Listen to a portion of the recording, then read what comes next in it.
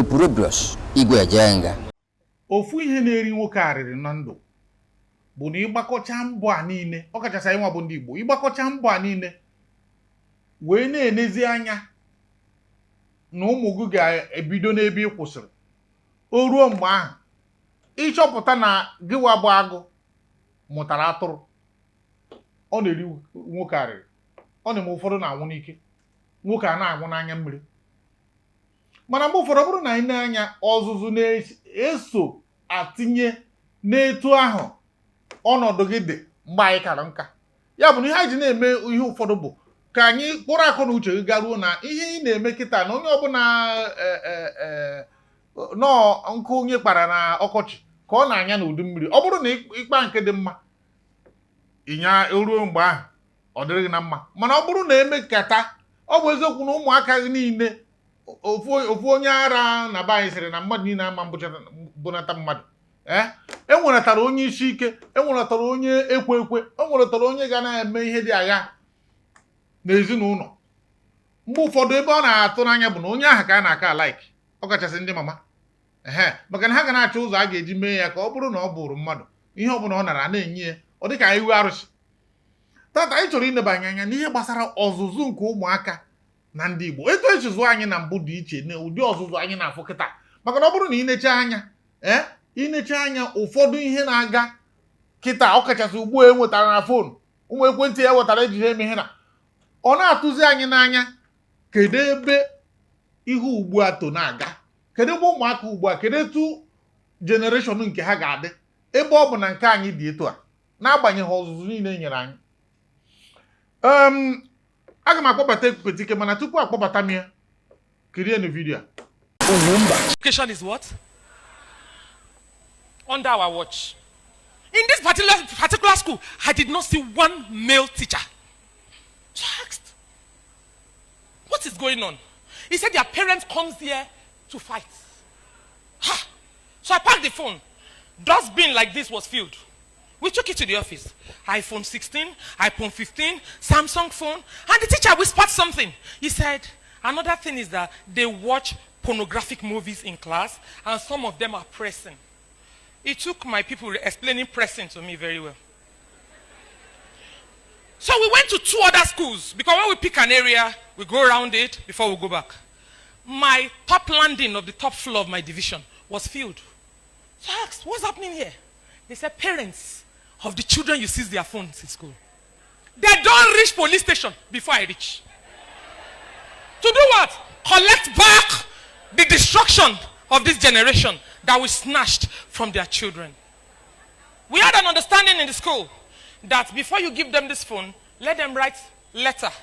of apology to the school. You stamp and send a copy of the letter to us. I will know they've settled with the school before we release to their parents. And they must come with parents. That's why all of them went to call their parents up and brought them. So when they filed in, it was my PA that called me. Mama, I beg, now there are too many. Let's see some of them. I said they should come in. After cancelling them, I will not ask, what do you do? I said, Pepe. How did the boy get phone? Say, I just gather money for contribution, now I buy phone for her. She's lying, no. A story that made me go into it. There was a boy. I saw the mother came in. No earrings. She covered her head. I grew up in a CSC church, so I felt, oh, this should be a deeper lifer of that sect. So I just said, Madam, what church do you go to? And she told me, CSC. Wow. I said, what do your pikin they do with phone? What do you do? She sells something in the market. What did they do with phone? He said, no, be him get phone. Now the senior sister wait the university get phone. I don't know why this boy pick up. Today we pick up. Now they seize the phone. I was sorry. I said, oh, what a victim. It shouldn't have been like. I said, so why did you take your sister's phone? Pick your phone here. That spirit told me, let him show you his pictures on the phone. So I just called him back. Others have taken their phone. I didn't know. I didn't go into details. But because of what this mother said, I just picked. I opened the phone. He told me. And the first thing I did was power the phone for him. Show me your pictures. No picture. Only the picture of himself and his classmates. Do you know, I saw Nigeria famous artists. Most of you seated here, that your WhatsApp have been hacked, or they've sent you a message, and somebody paid me 500,000 to kill you, but you're a good person. I don't want to kill you. Send 350 here. before God and man on the phone. That guy has more than 85 Australian numbers with Onyibo faces that is using to collect money from people. Not only that, the girl children in the school, all their porno, naked picture, where they are playing with themselves, is on the phone. So I asked him, who are these people? He said, my classmates. What do you do with it? He said, they beg me to sell for them. Mommy, check very well. You see the chat there. Her name is so. She said I should sell for her. How much do you sell these naked videos and pictures? 500,000 naira. Under our watch. Under the sky. True life story. True life experiences. I was forced to detain him and have a juvenile cell because of the content of his phone and because he admitted to being into fraud. Of course, the parents kept coming. Everybody in the world were calling me. And the school authority had to call that he has to be in school. What do I do as a mother? I canceled him and allowed him to be. Because I didn't go to arrest. I went to tell them that they can be part of the team of speaking out so that we can have a better tomorrow. I went to shine my light. I didn't know that in the process of shining the light, just imagine that I didn't go to such school. The phone is still with me. I didn't release it. And many others. And I saw parents, very few, out of over 30-something parents, only 1 or 2, right, Ima, said, Madam, I don't know where I get money to buy phone. Keep the phone, no give them. I come so that in Papa, when say, follow and come, go no say I don't come. I did where I do my work for Ugeli, now the Papa call. Keep the phone, no give them. And I saw the boy pinching the mother. Those are the mothers and fathers we have. They are benefiting money from this proceed. We attach importance to negativity. Your children brings in GLK like the other coach spoke about. We do not talk. Our daughter should be told that when next, I remember the letter of my father to me in the uni days. He said men are like butterfly. They fly from nectar to nectar. When they are done with one, they go to another. Remember my father, now striker. And you know there's a saying in my place that somebody that uses cutlass to cut does not allow knife around him. So he needed to protect his daughter. He also told me that when next a car parks beside you, tell the car, the owner of the car, do you want to dash me the car or use me to decorate it for a while? The first guy I told, he came to meet me and like, small girl, who tell you that kind of talk? Fathers, be part of parenting of your girl child. Use your life experience to tell them the do's and don'ts. Abatike. Ugwumba. Onye nke m. Abatike no. Ahekwa. Obodo alụnụ. Abatike ama m na anyị niile so kirie nya bụ video ebe nwaanyị onye police. Nya bụ nwaanyị emechara ndị mmadụ asị ka akọ ya salute dị egwu. Maka na enwere mgbe ụfọdụ ọ na-abụrụ ine ndị uwe ojii anya ịma mma na ụfọdụ n'ime ha gburu obi mmadụ tutu ifu ụdị video a. Erechara m video a nsị na ya bụ nwaanyị gbara mbọ. Mana ebe anyị nọ tinye ọnụ tata bụ ihe gbasara ọtụtụ ihe ya bụ nwaanyị kwupụtara na ya bụ video na erutere ụmụaka ụmụ nwaanyị. Ọ bụrụ ebe ahụ ka video nta na video imo dị. Ihe dị n'ime ekwentị ụmụaka. Ọ bụ ọsụsọ ya nọ na ndị nne na nna ha bụ ihe bịaziri si ka a hapụrụ ha phone. Onye ka nọ na ụlọ akwụkwọ na-eyuzu iPhone 14, 13, 15. Ha ebetighị iwe kwuo gịnị do? Dịba ekene m unu. Ya Ya bụ nwaanyị polisi bụ na ekwesịrị ka enye ofu akpa Nsụka na ofu koku. A ga-emezu Igbo. A ga-emezu Igbo. Mba ofu na aka nke enye Igbo. Ọkpa Nsụka Igbo kwa onye Enugu mara ebe ọkpa ha ka. Anyị nwere ike mee nke gị ịtọ maka na ị dị afọ ukwu. Ịmana nke anyị na-ekwu ọkpa ịmaha ebe original ọkpa dị. Nsụka na-eme ọkpa. Ndị ime Enugu ndị Nkanụ na-emekwa ọkpa. O dependiri individual maka na isi akpawa na onye mgbaga n'ihu ka anyị ghara anyị kọ n'ubi onye anyị. Maka ihe butekite na mgbe a sị na the girls esiziri phone ha. Parents abịa na-aba nke ha akpọ nyanwa bịa ka ọ bịa report ha ejiboga na station ijeje kpe their parents na-eji phone. Nyanwa wee dize first ka ya negoro grade na phone a. O wee bụrụ na ma ebe nwaanyị gba ọtọ agha ka ma ebe a na-apịa ka ma ebe ha gba ọtọ kedu ihe ọ bụla asị na onye nwere phone wee sị na nwaanyị gba ọtọ nyerie ya lee na ole na na-ele sị na 500,000 ka ọ sị na gịnị anya ile ọtọ ya. Parents wee na-ekwesị enyekwa ha phone nnenecha nke nsị na ọkwanye ya na atụrụ mụrụ ebu n'ụgbọ aka nwa ihe a na-ekwu maka ọzụzụ ụmụaka si parents n'aka nwatakịrị nọ Kano secondary school wee na-use phone Android si wee ha ji eme homework wee use nke iPhone wee ba ịmara iPhone dị ka nwere phone 7 gbagobo wee ruo amamebe kwụsịrị kịta nwere ka ọ rugo 19 ma 18 ọ dị m ka 17 mgbe nnụrụ ikpeazụ bụ 17 mana ya amaghị ba iPhone ife a na-eyuzu bụ hello idokwan current ọ bụgwụdị sụsọ hello gee ntị ka nkọwara ọ bụkwa ihe na ndị big man adịghị yuzukwa fonu mere ihe na agago m tupu onwa ngwu anwụọ former governor Anambra State Papa Bianca ịma fonu ọ na-eyuzu mma ọ bụ eziokwu na ụdị nke a dị kịta apụtara mana fonu ọ na-eyuzu bụ ndị ogbo a na-abiri aka ejighị ofu aka ijiji na-apịa ojide eto ọ na-apịa ọkwa big man gwere as at that time that man bụ the highest property owner n'Enugu former governor ngwa kwuru ga okay so nwa gị happy ọ na-use phone dị eto and most of the time brother phone ọ na-adịba locked ịba nwe access to it ije na phone ọ baa mba ị hapịa gị bụ nne na gị bụ nna bụ disappointment ma o kwuo na one of the episodes ka m kwuo na again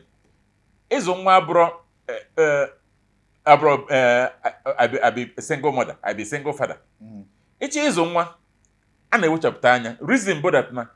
ihe ekwere na nwa kịta ka ọ ji wee too ụfọdụ n'ime ụnụ nọ primary school driver a na-ebuje akwụkwọ driver eruteghị n'oge ọba agbasa ejebutekwu ya na ọnwa ọgaranya ka ọ bụ ụfọdụ sef na primary school enye ha phone then ọ bazie secondary school ọ bụrụ na nwaanyị ibido na-etecha ya ka onye chọrọ ịkpa akwụna ọfụ ihe ọbụla chọrọ inye ụfọdụ n'ime ha ka na secondary school mụta njọ niile dị n'ụwa baa gang ụfọdụ nọ na secondary school pịba phone nne ha ebebere na nwa ya na ọ wara anya na Chukwu agọzie ya nne ibu mmụọ maka na nwa ahụ emecha were gị tụọ ụtụ ihe abụ ime obi eziokwu mụ ha epetike ndị Igbo gee ntị ka ngwa gị ọzọ aka iji zụ nwa ahụ kpatara ha jana n'iyi ụfọdụ n'ime ụlọ ya nọkọta nwa ga-ejide fon ọhụrụ ma gote rie nwa ị na-akwụrụ ụgwọ akwụkwọ o jide fon ọhụrụ ma gote rie ị nabata ya maka na apụala ka ọ gịnị ị chọghị ime ebe datị bidoro ka maka ọ bụ n'ochi ka ọ na-ezu ka maka ọ bụ na pasị mmadụ ka ọ na-ele a na-ekwu na bakti ha na-ekwu police woman dị involved enene na ụmụaka na-apụ out of proportion enwezi training esize fon ha na skuul ijesi return ọ fon ahụ to nwa ahụ ọ dị ka na aṅụ eziela ka ihe na return that phone for because no one okwu like the home na the mothers jide fon ahụ enyezina nwa nna ya mechaa chọrọ ebe na station sekwa ifu fon a return zi na ọzọ shows you that taka my parents isi gbakọrọ ọnụ maka na be m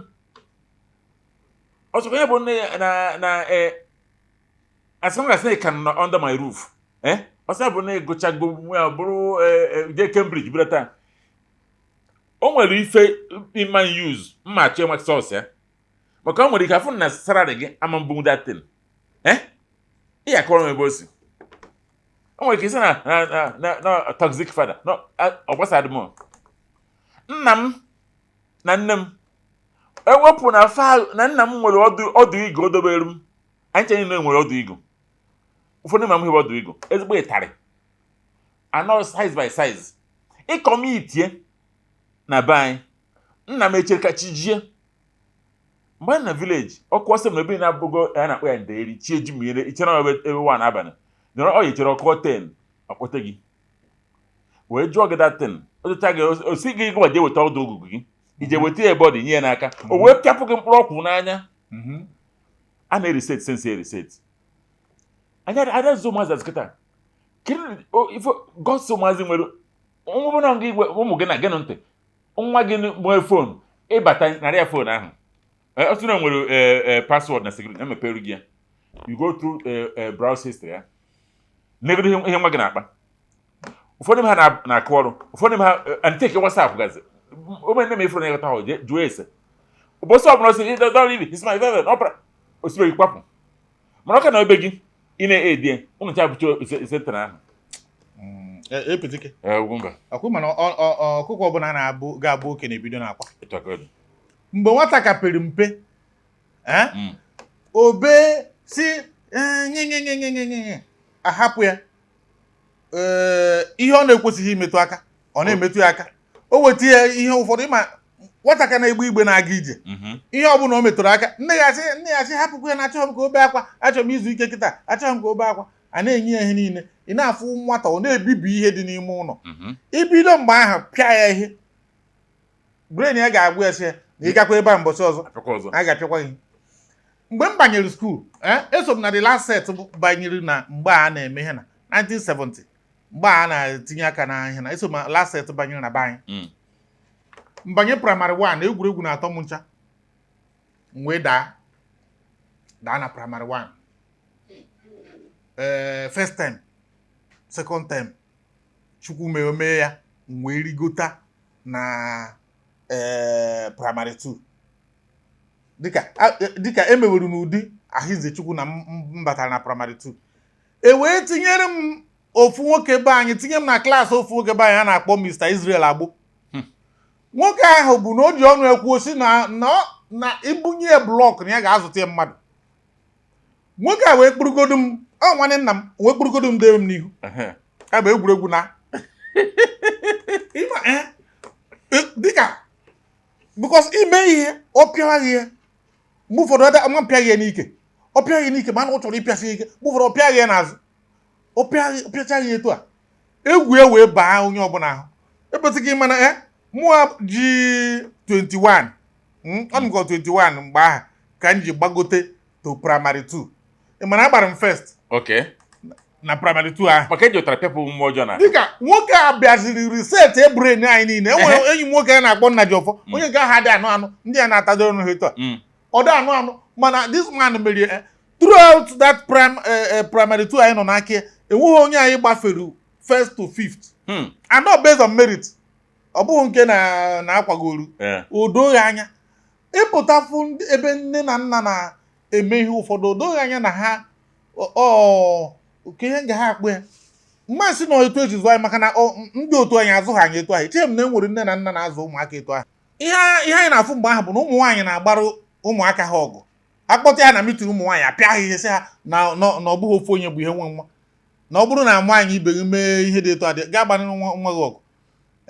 Mana kịtazi ya bụ ihe ekopụrụ. Enwere ofu enyi nwoke ọnwa na kịta nna ya Ugo kọrọ anyị akụkọ mgbe ya gbara bọyị. O wee ruo ofu ụbọchị o buru moto ọgị ya siri ya ga-asa, o buru ya pụọ sụgbuo moto a n'ụzọ. Amaghị etu ozi si ruo nne ya ntị na vileji o. Nne ya wee si Anambra kedu vileji ha wao na-agụta wee gbagota Lagos. Ụtụtụ nwoke gbara night ụtụtụ a na-emepe ihe na Thursday morning nwoke ala ndị ana enyegoro na suspension. Ụfọdụ ụmụ ya pụọ na ịma na a na-eme 10 o'clock ihe na so immediately papi a na-emepere papi ọzọ nya gara mepere papi ọzọ onye na n'ụzọ ọmụwa o si nna ya wee were ọkpọ pịa ya gbom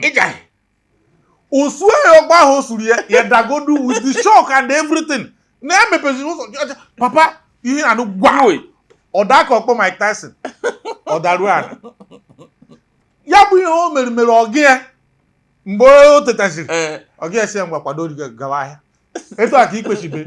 maka na nna zụrụ gakwutere ga gwa gị sị na ọ bụghị etu a ka ya si zụọ n'ụlọ na nna gị gwara gị mee ya ịmakwa ọsị o ruo mgbe ọ na-akwado ka emecha ha ọ na-achọ mgbe a na-akwado ka esetụlụ ya ọ nata ofu Krismas bata ozugbo buru akpa rice dọsa. Nne ya wee sie na ọ dị mma o ruo n'ụtụtụ ọ sị banye pikọp ọwanye pikọp osorie nawa na nke ọgịa maka ya na ọgịa so nata ọgịa nọzibe ha na osorie na ya sịrị ka ya mara akpa rice a o bu nata ọgụ a bunyere ya na o bu akpa rice na ya achọghị iriri ju onye bunye na ya achọghị dị iju ya na ọgụ a bunyere ya akpa rice ọ sị na ọnya bụ ya kpara isi tupu nwoke wee na ngwa ka nekwa bụrụ nwa kpọrọ nwa wee na so na mgbe ụfọdụ ihe na-eme bụ na ihe na-eme anyị na-esi anyị n'aka mgbe ahụ anyị bidoro ejighị n'aka ikwu okwu nwata obere ihe kama a ga-apịa ihe isi mba ọ kachasị ndị mama maka ihe foonu anyị na-ekwu ọ na-eme na be m ama m ugboro na nwunye m gogoro ụmụaka m foonu adịm amakwuru foonu ga enwere mgbe ọrụ anọkọta asị m mgba doenu foonu a maka ọ ga-eme gị ịma nza ụnụ ịma mma ihe ọ bụla niile ga doenu foonu a ozuonu mana ihe a na-eme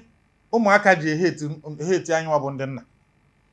o sokwa eme ama m ebetiga ama m ihe anyị ga-eme maka ifu mgbe ụfọdụ ụmụaka bịa kpọọ nna ha asị ọ dịka ga-asị na nna ha ọkwa ikiriri vidio nke Angela Nwosu nke ya bụ na ọ sị na nne na nna ya bụ ihe mere ihe na o dogo anyị anya na anyị nweretara ihe na mana tupu anyị atinye ọnụ na nke ahụ nne na nna na-abụziri nna na-azụ nwa most times ndị nne a na-agbachitere ha iwe kwuo gịnị ndị bụ anyị kene m ọnụ mgbe anyị dị obodo oyibo ana obodo m ụmụ niile ofu ụbọchị ya bụ na ha gara eme ihe omen mba nụnụ ịma na nna nzuzo m ike so mbata onye be mgbe na abata etu omeghe ụzọ ọ sị m na onye nwa mere tata o jewo na ya nsị imi nụrụ ya nwa nke a mere ya gịnị ka o mere ọkọcha etu a nsị gị so ka ịchọ ka mme ọ sị na onye ọsị nna ka ha na-atụ m egwu na m kwesịrị ka m pịa ya ịtarị nsị mpịa ya ịtarị mgbọ ya ka nje ụmụ na-abụ mgbọ ha nsị nwaanyị ọ bụrụ na m anọghị ya onwe ihe ụmụazị amerụ nke ma dị nchaji ọ sị mba na mụ bụ na m kwesịrị ka ha na-eme ka ha na-atụ m egwu nsị mba na mahụ Mike Tyson na na-ewere ọtọriti ya na nye gị ha mee na azụ m trite ha mee n'ihu m etrite mfa nsị ha bụ ka ọ sị na ka nkọwa ngwa ya ozugbo sị ka nkwa gị rizin na ihe ọ na-eme bụ ka ụnụ lakọ anyị na ụmụaka ụmụazị fụzie nkọwa mmepe ụzọ ọfụ na taiga abata agbajekwuo nne ha nsị ezi etu ikwuru kịta nweta ịta pịaba nwa kịta ịgbajekwu eje kurie igbe na nwa m ahụ nwata afụ na ekwensu na-akụsie mmụọ enjel na-azụ ya nsị ememerụ frontat ụbọchị ọbụla ụmụazị amere ife ọjọọ trite ha mbata akọrọ nga aka mkpọrọ ụmụaka ahụ gbada jenes market go high school go ife dị agha na gịnị mere ketike ịbịakwa na ha nụburu isi because na nne ha chekala ka ọ mụ na ha because ihe a bụ gem ụmụ nwaanyị na-azụ nwunye batata agwa gị na kwefuru nwa na ịmụkara kemgbe ụtụrụ onwe ihe o mere na-achọkwa ihe ọ chọrọ bụ ka iwelitazi ịtarị ịpịa awa ọ sị eberekwara ya nwa ha ahụ akparịa ya nwatakịrị afụbanye nwa angel fụba ngị nwa asị ekwensu so onye ka m bido gbọchi on time mana nsogbu bụ ihe a na-eme kịta ihe a na-eme na o mezi ịzụ ụmụaka na-enye nsogbu exactly omezi ụzọ ụmụaka na-enye nsogbu maka ịfụ nkịta ikwuru ya nwoke ebidogo n'oge zọwa onwe ya adịghị ama maka na ị na-afụ ndị ọ na-abụ ruo ebido na-akpọ nna asị na-akpụ eyi na-ekwu nta na-ekwu imo mana nkịta ụfọdụ ụmụ nwoke ebidogo zọwa onwe ha ya bụ ihe ka nyere nsogbu kedu etu a ga-esi mekwa onye ukwu a nwa ya ka eji na-aza ka o nwere ihe ọzọ nwoke ya ma ebidoro frontine nchi igoro ụmụ m akwa ịdara nye onye bụ m ego ya ji egote ya mbata onye m ya obute akpọ m ụmụazị a bịa agụ na nke gị adam na nke gị ezigbo ada mara mma na nke gị ha bidoro oge fụdat na nna ha ofe ogiri ka ọ bụ na nna ha na-eweta achị ịkwụ ụgwọ akwụkwọ ịdara nje ekwu ya ọ na mkpọrọ esi na ego na-bịa nwaanyị ngwa na ego ụgwọ akwụkwọ ụmụada na-afọ ka m nwere ego ụgwọ akwụkwọ nye ha ya ji kwụ ụgwọ akwụkwọ maka na imeghị etu ahụ ha eche na ngị ma gba ofe ogiri maka nwunye gị ọha afịa ahụ politiks ama ọsọ ụmụazị na nwoke abụọ ofe ogiri na ọsọ ọṅụhụ ka ọ bụ mgbe onye ya zụrụ ụnụ mana ụmụazị na-afụ datin ọ na-asị nka ya fụ n'anya ebeti ka ibi ekwe m uche maka ma ụgwọ akwụkwọ o ma ihe niile mgbe ụfọdụ nkwụọ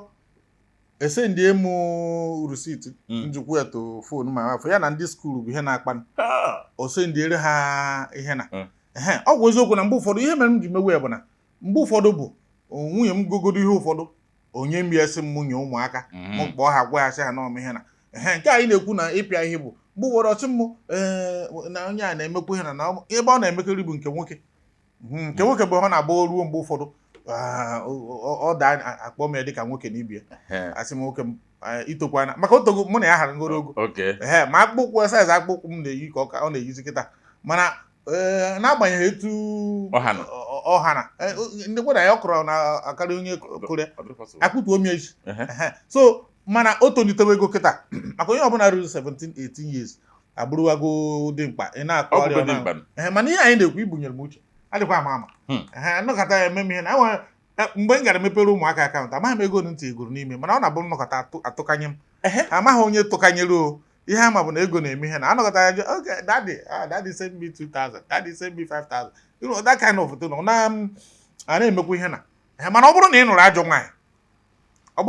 nwaanyị asọpọtụrụ ọ bụ ụdị ajọ nwaanyị because ọ bụghị ihe ụfọdụ na-eme ya na-ama ha dị ama nọ ihe gbagoro ha ime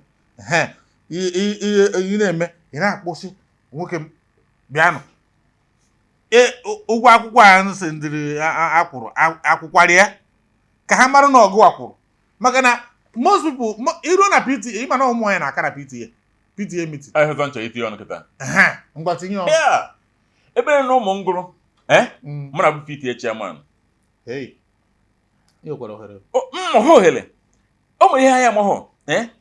chifọ na ote mapụ n'ihu ọrụ ụmụazị jee akwụkwọ akpọ meeting ma o mere mgbe ha na secondary school ọsọ kọrọ primary a na-eje ha na-agba a na-review terms ọ bụ open day ka ọ gịnị open day mụ na-eje nje among teachers fa my friends ha ndecha na-apụ asụbisi ha aka ịsọbisi ha aka teachers amarụ teachers anime na ana m ajụta ezigbo ajụ ana ndị PTA meeting emegide PTA ezigbo m ngo last PTA mfọsụzie nye m every student wete m phone number nna gị wete m phone number nna ha niile mmepe forum WhatsApp group ọwa ndị nna anọ anyị enwe nzukọ maka ụfọdụ aghọta datin ị na-eme na inwe efe n'inwe ha efe ụmụazị ada afụ your impact na ngwa ụmụ ngwa ha ụwa mecha wonde gotere m nkwụ a sị nya ịchọ ịma na nwa gị ọ na-eme isi gị ọ nwe ihe omere abatu nsị ya one day buru nwa jee drop na school ma onye na-eme open day bịa fụ nwa gị na school ka ifuru countenance nwa ka ife aṅụrị ya mba aṅụrị ha na-adịrị nwa ofu wee mee iwe gote m nkwụ na nwata si na school mapụta nwodere na daddy ya bịa because ọ na-eme ha ama that na you also care for them maka mgbe na-akpata ego na-enye nwaanyị ahụ derivative way ụfọdụ unconsciously all local politics amaghị ha n'ime mana nke ọ bụ nwoke bido zobe onwe gị jee mara ebe ụmụ gị na-agụ mgbe ụmụ nọ universities ha amago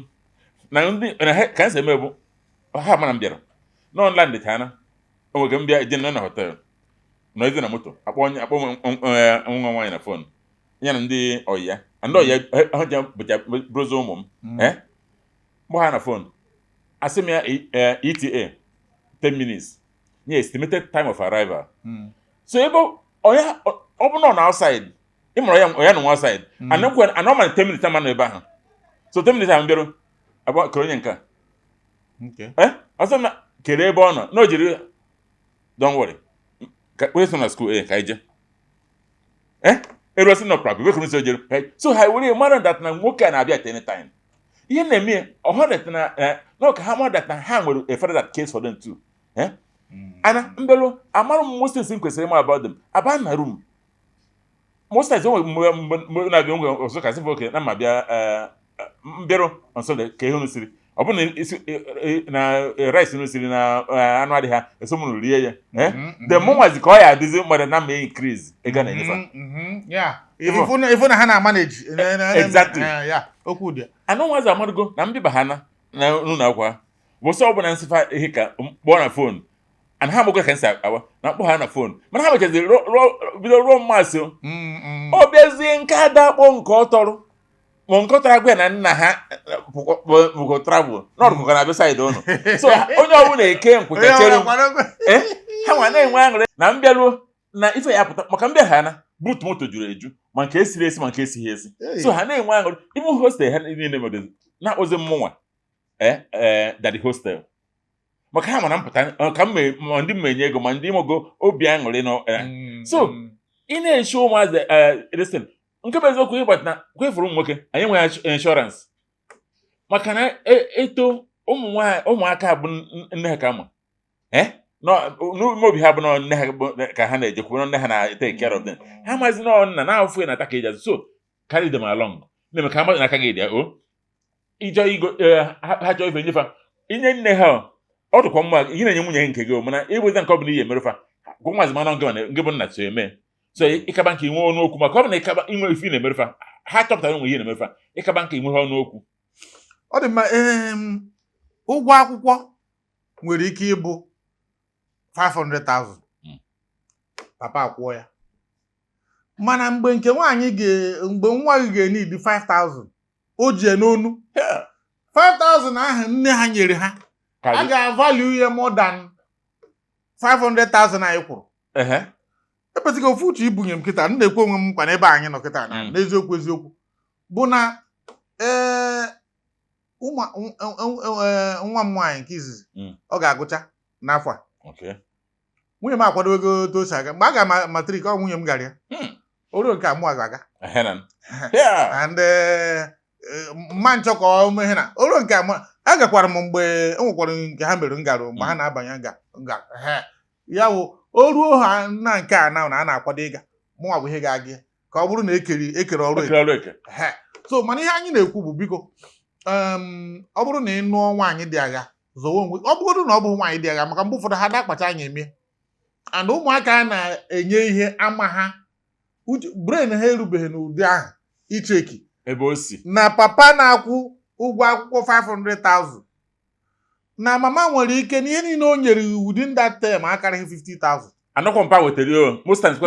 kwa papa wetara ya nwoke abịazi ime ihe na mana ka anyị na-eche azụ ihe anyị na-ekwu tupu anyị apịachi ọnọdụ a ihe anyị na-ekwu bụ na otu anyị si azụju ụmụaka kịta mere na enweghịzi future anyị dị very bleak because ị na-anya ụmụaka kịta ọzụzụ a na-azụ na-emezi na ndị ekperima na ndị akwụna maka ụmụ nwoke harụ yahoo ọ bụ eziokwu na yahoo na-anapụzi na izu oshi na ibu ọgwụ na ihe na do ibu ọgwụ na ụmụ nwoke na ụmụ nwaanyị kerie then ụmụ nwaanyị ahara akwụna ụmụ nwaanyị akarịa ụmụ ihe hukọpụ a na ụmụ ihe ndị ọzọ a na-emegasị na ya bụ na nsogbu dịkwa ọ bụrụ na ọkpụ a ka ihe ga-eji go ụmụ ahịa ma na ọ ma arụkwa ọkigwe nke a bụ eziokwu kwụ ọtọ ebetikepụkachi tụkwanye na ndị be anyị ihe a na-ekwu maka asị na ezu ụmụazị generation aka na-azụ ụmụazị kịta ụmụazị na-azụzi ndị nna maka iweta foonu ịchọ ihe dị agha ifụ ya mana nke ha gbugoro by the way na ụfọdụ anyị gozi egwu ahụ abazi ụmụ ha mba ụfọdụ igwe ahụ ekwe ha bara ụmụ ha mba maka ihe ọsọ na-ebido on time ọ bụrụ na ito na village na ịkọrọ ji ịkọ ji tolitebe ọ bụrụ na itinye ha orie osisi eji eme yes alụrụ ebe a na-akpa arụrụ guide ya around it ịtakwesịrị guide bido wee too ma ọ bụ ihe ọda ha na o nwere mgbe ọ ya eruo iti datin ike ya ọda isikwa gị ma ọma mfrozie ihe ebutu from nwata bido ite ichi ụmụaka ụfọdụ n'ime ụnụ bụ nwa ụnụ je skol apịa ita ya na-aba onye ngede rie nsị nsị efi maka na ya m Bible sị gị spare the rod and spoil the child. O nwere somewhere na Bible so nna m chitazi that thing nwụrụ na Proverbs imegide ha na nna m sị gị gụọ ya ifuona ọ sị gị na ogbu azụ onye nzuzu dịrị tarị bụ ihe nwere and without it ụmụazị aba nto ihe nwa gị jee skuul mgbe anyị na-eto ije na skuul apịa gị tarị here ịnata iyeri double of ịtara ha apịa gị mgbe anyị na-eto mmadụ pụtara street wee fụ gị ebe ị na-ata akwa ọ esi ndị tri gọla ọmụghị onye ibu igosabe nna gị ọ natara ha ndị anyị na go over ọ pụọ nna gị wee gbuo ọgba gị nke fara afọ na iwu ịda bụ na ịtara akwa i wee je taa sadin ike ọ bụ na ị nwere ụmụ kristo eme ya bụ ti mmanwụ ma ezigbo ihe dị mgbe ahụ ma ọ rụọ ọrụ igote owo sadin ka iji egoro ana sadin mgbe dị wicked sadin oge nke anyị dị very wicked ịtacha ya ọsọ ya bụ na iji emo wee kwa aka ada akwọchapụ ọ ka na-esi ọ ga-adị 2 days imeghe ọnụ sadin eme iyo so ịbata ihe akọwa ụdị ụsa ịbụ o nwere nke ihe mesị bụ nna ga-akpọ nwanne nwoke ha adị bụ kụọ gị joint beating maka ka ere gị afịa na ka nkọwa enyi ekwe ha m nwa gị jee skuul ewee pịa ya ịtarị biko nne ọ nna ejezina ọgụ ahụ first of all jụọ nwa gịnị ka ị merụ ya rijuo nsị ọnụ jụọ eskumes ya maka na atọfụ ihe na-ebịa skuul gịnị ka o mere ji wee pịa ya ịtarị onye nkụzi akpa ka ọ pịa ya ịtarị mana o nwere ihe omere kọrọshọn ka a na-enye anyị bido ha zọba nwa gị n'ụmụ ofirodat na na-ekwere ya ọgha afịa and ihe njikwa ekwe maka o nwere ike ọ bụrụ na my grandchildren ka that back character eme afet because o nwere ike ozugbo ohi ozuo nwa m ọ chọba mmadụ onye ọ ya egbu maka ọrụ ya ekwezi eru ike ọ bụrụ na nwa m nke ọ ya si na so ihe na ya gị bụ biko a na-azụ ụmụazụ and hosofo na-azụ nwa ụfọdụ asị gị why must you beat my child tụmadụ onwe ke bụrụ single mother ekezi dị nwoke nyere ya aka ọsọ na ihe ahụ my child why must you beat her ịgwanya nwa ọ bụrụ na ọmụnwa ya bụ nwoke ha etiri mma gị nwata ike ọrụ nwa ahụ reason bụ that na nwa ahụ bụ uru under my roof ọghọ afịa under my roof ọ bụ na ị like ha get out of my roof ụmụ m ọ bụ na ịchọ punishment daddy get out from my house i get out achọrọ m nwa ọzọ maka ụmụazị ka nkọ ụfọdụ na orphanage ụfọdụ na be nna ha agụ na agụ akpọrọ ya replace gị ndị be anyị kene m ụnụ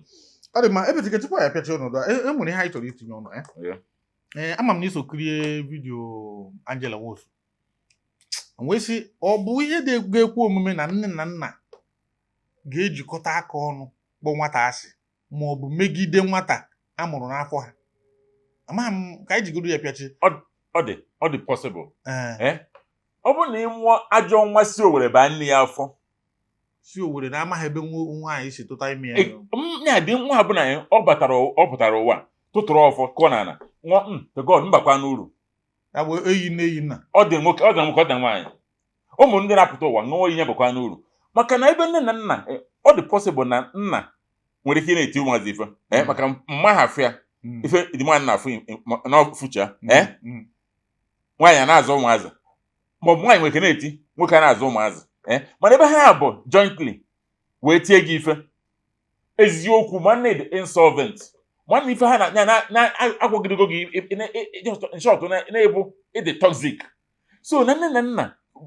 join l'aka bụ a very good parents ekwesịrị ka achọ ofe ego kara aka wee n'aha nne maka ihe na-achọ bụ na nwa na-achọ ego afịa ka ama na ya zọta nwunye if not o nwere ike nwa na-agụ afịa nne na-azụ ya mma hapụrụ ya nwa emecha marụ mana ha na-abụ jointly chọọ izderiva nwa ahụ ha bụ good parents ha nidiri ofu ọgbụrụ efi na ofu ego ya bụ na nne na nna Angela Wosu bụ good parents ekwesịrị ichie nna ya ọzọ ichie nne ya lọlọ bụrụ ehi na abụ nye ha ji eribe maka ịgba ya ose mgbe o pere mpe ma ọ bụ maka ime ya ụmụ ihe ọ na ọhọ husband ka a na-ekwu ọ bụ na ọ med ka ọ basị na ndị ahụ etiri ihe parents gị for parents gị bụ na ịgbago ose achagodo gị na kọpụ ṅụọ ihe imetere ya ọ dị mma mana ebetike ime ofu ihe na-agba mgharị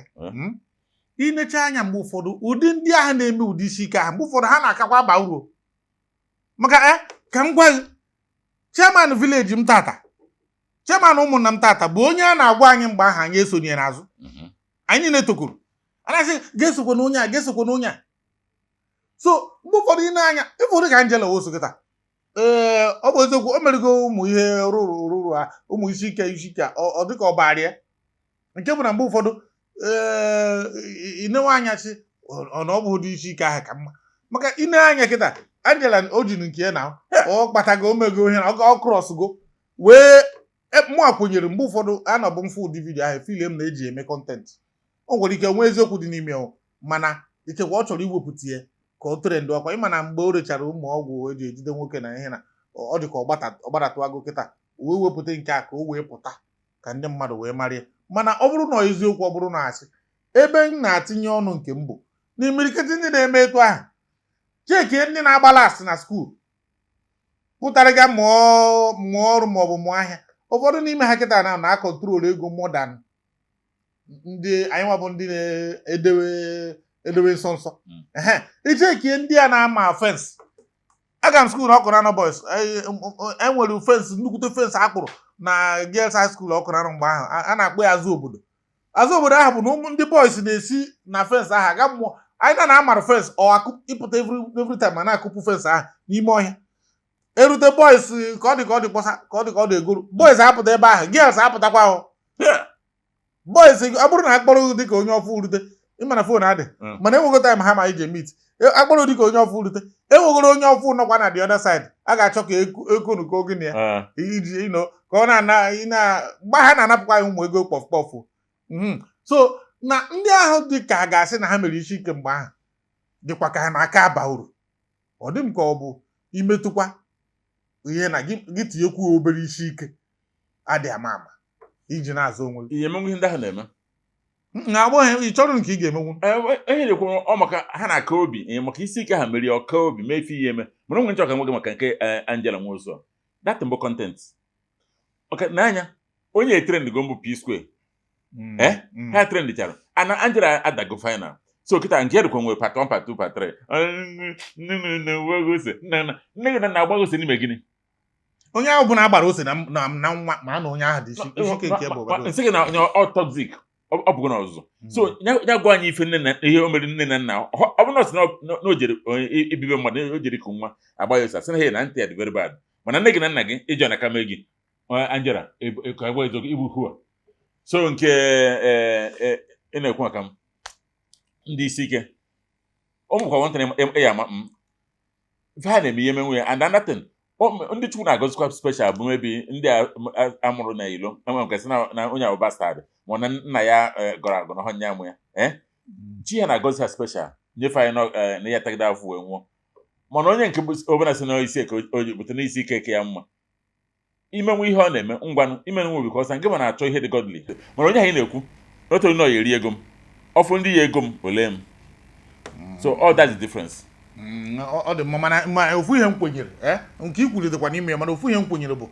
ọ na-esi n'akara aka ọ na-esi n'akara aka maka na ị na-anya mgbe ụfọdụ ka onye na-ama ha 2+2 na praịmarị na sekọndịrị ga-esi bụrụ onrutezi ekete ifu ya ọ na-efe ọ sịghị na ya si Dubai bata oyibo ya ahụ ọ na-egbuja mgbe ahụ ọ ka na-egbuchakwa ya ruo kịta mana ọ bụrụ na ọnya ji ego ọ bụrụ na ọnya na-ekwuzi ihe mere ezinụlọ ana ụdị nke akpata ego ọ na-enye onye ọbụla ji na aja dote ya ebe ị ga-anọ maka ụnụ nyere ji na aja mgbe kama na ihe niile bụ ọ na-esi n'akara aka mana akwụkwọ nsọ kwukwere na-ekwu ihe ọma o na-ekwu ihe ọjọọ ịkọrụ ịhọrọ nke ọbụla ị họrọ